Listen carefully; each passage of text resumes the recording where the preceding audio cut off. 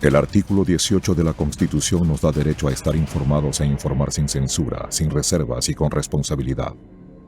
La investigación periodística nos permite encontrar evidencias para sacar a la luz verdades ocultas. Nuestra misión es presentar esas evidencias porque las evidencias nunca mienten.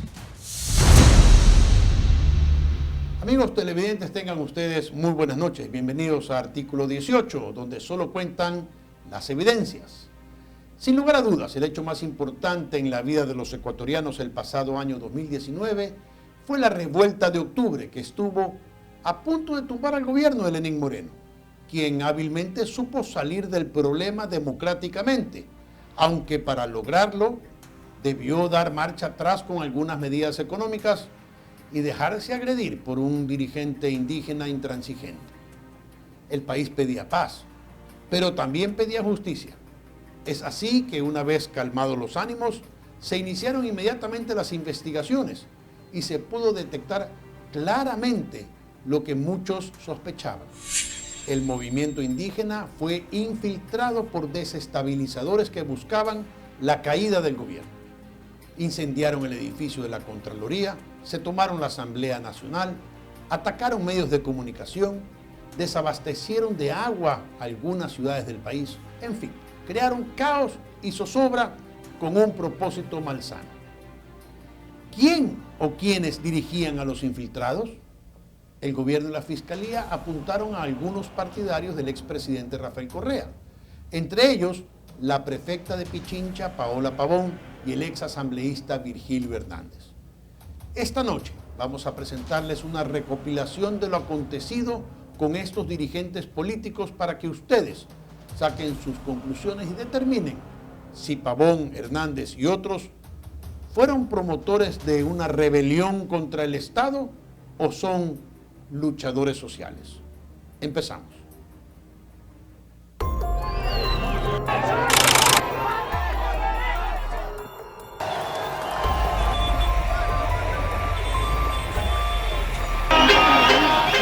El gobierno de Lenín Moreno generó este incendio. Él generó este incendio. ¿Y cómo quiere apagar el incendio? Quiere apagar el incendio regando más gasolina, con estado de excepción, con detenciones.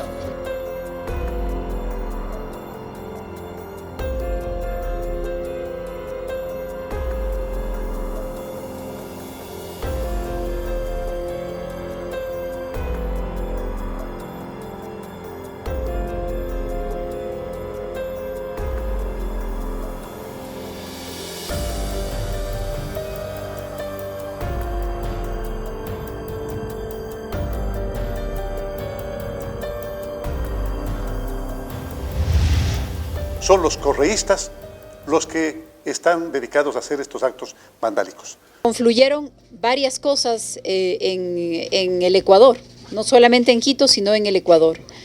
Confluyó una protesta respecto de una decisión económica, pero esa protesta confluyó con un intento de desestabilización y de ataque no solamente al gobierno, sino a la democracia en el país. Un ataque a la legitimidad de las instituciones, ahora me voy a referir a eso, y un ataque desplegado en una cantidad de puntos y con una violencia y con una beligerancia de la que no teníamos registro en el Ecuador. ¿Qué les pasa? Están en mi domicilio. Las volquetas, que me demuestren las volquetas. Las vías cerradas, que me demuestren. Le hago una pregunta, ¿por qué tuvieron que dañar mi bien? ¿Por qué no golpearon? ¿Por qué no golpearon? ¿Por qué no timbraron? ¿Por qué no avisaron? Ese es el tema que nosotros realizamos para asegurar la detención de la persona. Nosotros no tenemos que está en actitud de Estado, nosotros eso no conocemos. ¿Ya? Nosotros tenemos aquí la orden de desplazamiento, procedimos a hacer al cumplimiento. La detención, ¿por qué se realiza? Ya es para fines investigativos y con fines investigativos. Sé perfectamente lo que es, los derechos que tengo. ¿A dónde me llevan? Ni siquiera saben a dónde me llevan. ¿En qué carro me llevan? Si quieren voy en mi carro. No, sí me preocupa.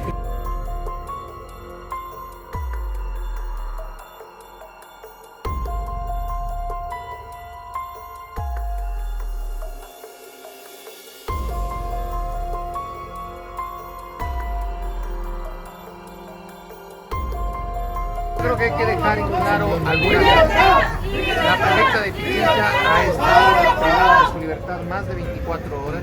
Ella ingresó, se le detuvo a las 5:30 de la mañana del día de ayer, después del allanamiento.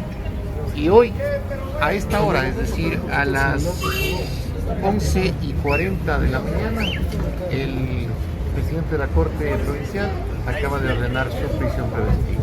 Y la Fiscalía no ha presentado ningún tipo de delito material que demuestre la participación de la prefecta de Pichincha y que demuestre la necesidad de la prisión preventiva. ¿Qué presentó la Fiscalía, doctor? ¿Qué elementos? La Fiscalía presentó, aunque ustedes no lo crean, chats de WhatsApp ¿Qué dicen? que básicamente tienen discusiones internas políticas y no presentó absolutamente ninguna prueba que demuestre la rebelión. Nunca ha estafado a nadie. Él fue asambleísta, pero siempre estaba con las manos limpias. Son montajes que hacen.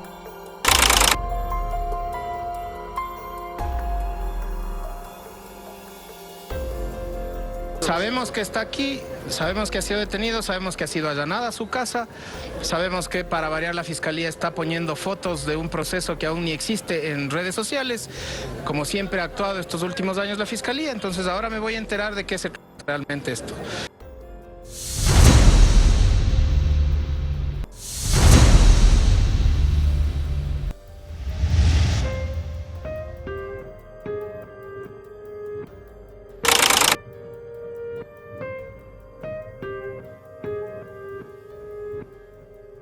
Bueno, están revisando computadoras, están revisando la oficina de la prefecta, el ambiente en el cual trabajaba, nos preguntaron cómo está dispuesta la estructura organizativa del gobierno provincial en el edificio.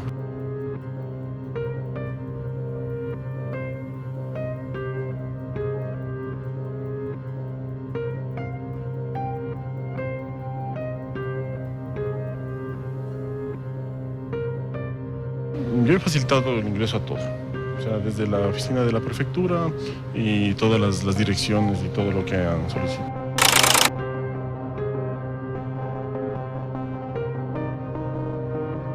He recibido la máxima humillación posible y pues, la indignación normal. Sin embargo, aquí estamos trabajando, el gobierno provincial sigue adelante.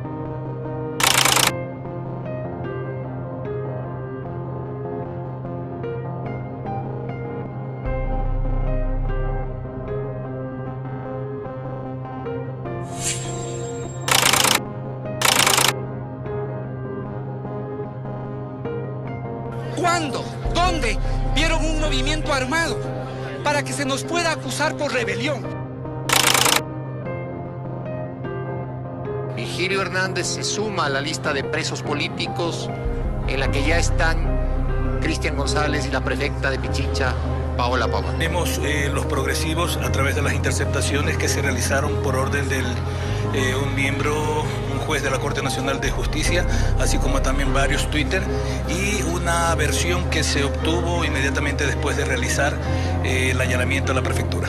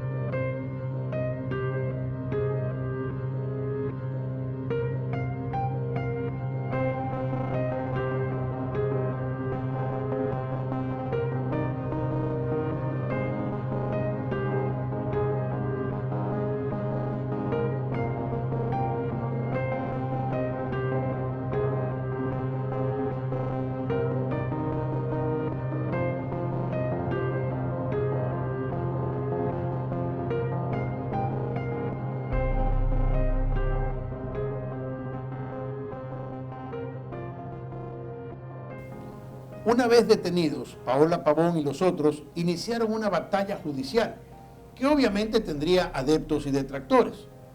Los más recalcitrantes enemigos del correísmo pedían que se los juzgue por terrorismo, al igual que se hacía en la fatídica década pasada. Otros pedían rebelión. También llegué a escuchar que debían ser juzgados como traidores a la patria. Por su parte, los defensores de los acusados sostuvieron desde el principio que no podían ser juzgados por esos delitos, por cuanto su accionar fue únicamente el de opinar sobre los acontecimientos a través de las redes sociales y de los medios de comunicación. Entonces pidieron que se revoque la orden de prisión. La prefecta solicitó licencia y hasta pidieron un habeas corpus para ser liberados. Todo eso les fue negado. Las voces jurídicas independientes también empezaron a expresarse y a hacer notar los errores legales en que estaban incurriendo los fiscales. Tanto así que la figura jurídica de la acusación fue cambiada.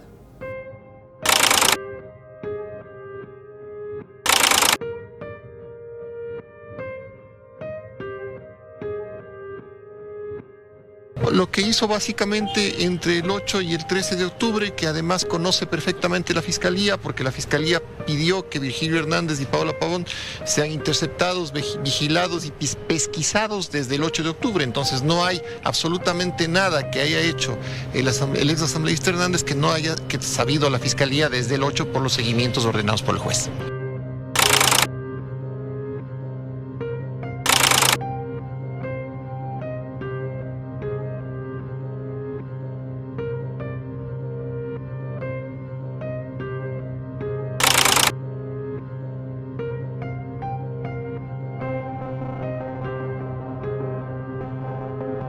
De ninguna manera la comisión determina el estado de inocencia o culpabilidad de estas personas y tampoco determina su puesta en libertad. Lo que dice es que el Estado tiene que garantizar que esa privación de libertad sea compatible con los estándares de humanidad y que el proceso que se le siga tiene que seguir las debidas garantías. Ninguna parte hace referencia a la libertad personal. Tampoco exhorta al Estado a dejar sin efecto decisiones judiciales o procesamientos. Medidas cautelares dicen que el Estado está obligado a garantizar la integridad y la vida de estas personas. Así lo haremos. El gobierno del presidente Moreno cree en los derechos humanos y en el sistema interamericano, no cuando le conviene, sino siempre. No cuando es beneficiario, sino siempre. No se adelantan sobre el fondo del asunto, ni tampoco ordenan, no podrían hacerlo, la libertad. Ni tampoco le piden al gobierno liberar a nadie, porque el gobierno no decide. Se ha dicho que por un tuit están privados de la libertad. No están privados de la libertad por un tuit. Conocen todo lo que estaban realizando. Ellos están conscientes. Por supuesto que es un medio de defensa decir que no tienen ninguna prueba y de que los están persiguiendo. El fraude procesal tiene que cumplirse. No existe la figura de tentativa y se convierte en un obstáculo legal para que nosotros podamos proseguir.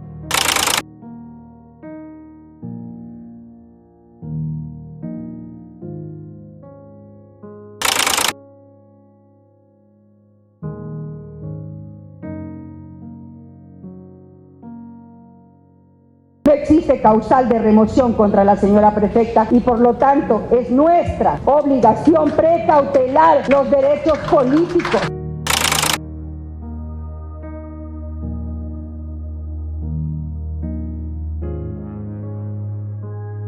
Ley Orgánica del Servicio Público en el artículo 23, literal G, reconoce el derecho de los servidores públicos al goce de vacaciones después de 11 meses de servicio con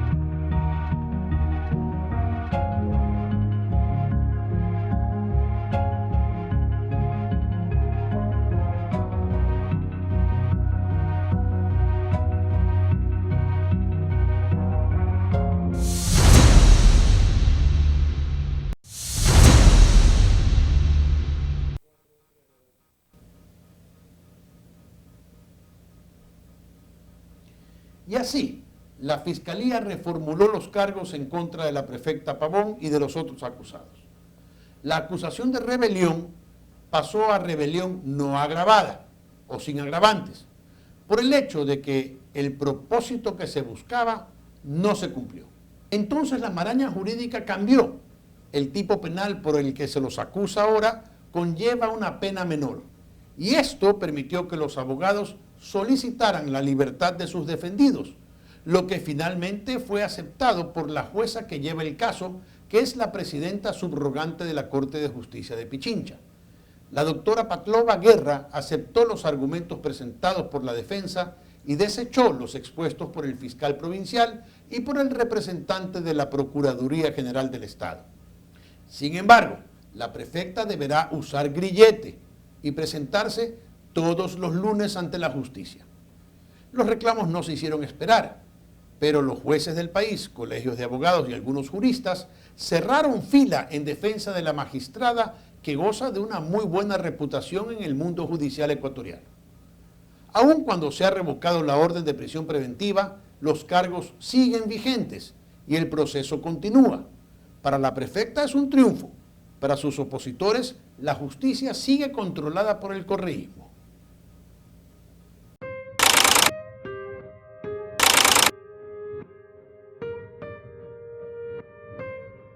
Corazón, aquí está tu pueblo para la liberación. Aquí está tu pueblo para la liberación. Paola, Paola, corazón. Días duros, difíciles, pero días que sin duda forjan nuestro espíritu. Hoy más que nunca, con todo el amor y el cariño para nuestra gente. La investigación tiene 120 días que va a durar. Y bueno, nos vamos a poder llegar a defender en libertad. Vamos a poder presentar los elementos de descargo que hemos insistido desde el principio.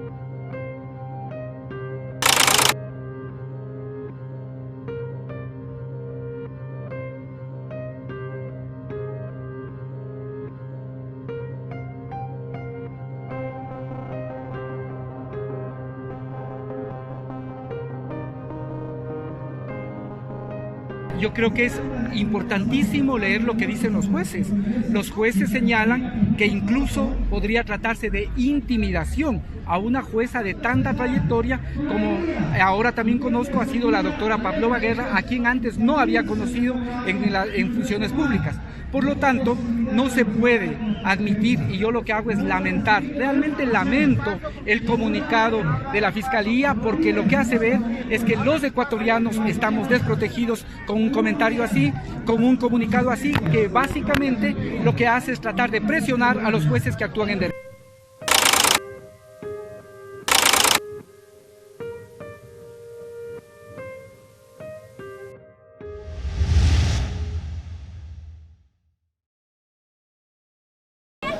Ratifico lo que dije durante los días previos a mi arresto y a la detención ilegal que se cometió el 14 de octubre. A mí me encontrarán junto a los más necesitados. A mí me encontrarán junto al pueblo de Pichincha. A mí me encontrarán en el gobierno de la provincia de Pichincha y con mi pueblo.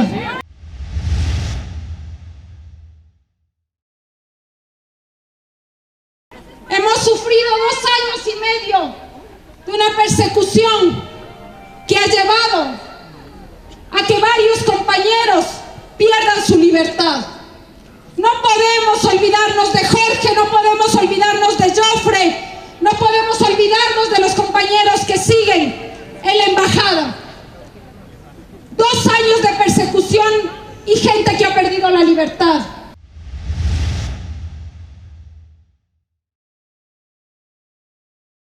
No hemos usurpado nada, no tenemos nada que no nos haya dado el pueblo. El pueblo nos entregó un gobierno que luego nos fue arrebatado. El pueblo nos entregó una prefectura que buscaron arrebatarnos. Nosotros defenderemos nuestros derechos en democracia. No podemos dejar que el miedo nos paralice. Queremos un Ecuador en democracia, queremos un Ecuador con justicia, queremos un Ecuador con empleo, Y nosotros, los que estamos aquí, presidentes de juntas parroquiales, concejales, asambleístas, dirigentes barriales, pero sobre todo el pueblo común y corriente, la única arma que podemos tener es la democracia. Y nos vamos a preparar, queridos compañeros, porque nosotros vamos a enfrentar la recuperación de la patria en las urnas. ¡En las urnas!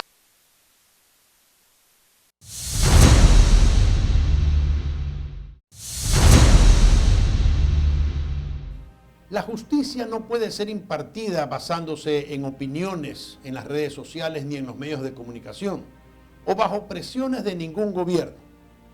Afortunadamente para los ecuatorianos parecería ser que esa época comienza a desaparecer y los jueces y fiscales han empezado a actuar con independencia.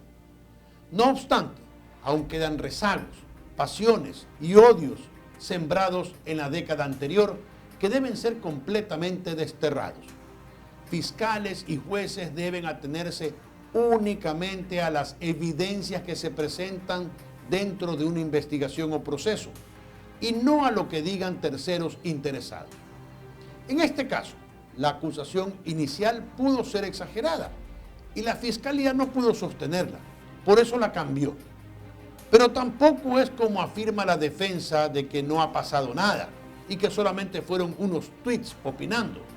No, un solo mensaje incitando a crear el caos en el país es suficiente prueba para ser sancionados, más aún tratándose de una autoridad. Personalmente no creo que la prefecta de Pichincha y sus compañeros de la Revolución Ciudadana sean terroristas, aunque entre sus miembros hay algunos recogidos de Alfaro Vive. Sin embargo, no me queda ninguna duda, por lo dicho por ella y los otros, de que sus intenciones fueron crear el caos y desestabilizar el orden dentro del Estado. Ese hecho debería ser asumido. Ella y ellos debieron prever la responsabilidad ulterior de sus actos y deberían asumir valientemente sus consecuencias. Ojalá la justicia logre recabar las pruebas. Si no lo hace, deberá dejarlos libres y declararlos inocentes. Así de simple. Tan solo será una raya más al tigre. Después de todo, ya estamos acostumbrados a que estos actos queden en la impunidad. Hasta aquí llegamos, amigos televidentes. Nos vemos la próxima semana. Tengan muy buenas noches.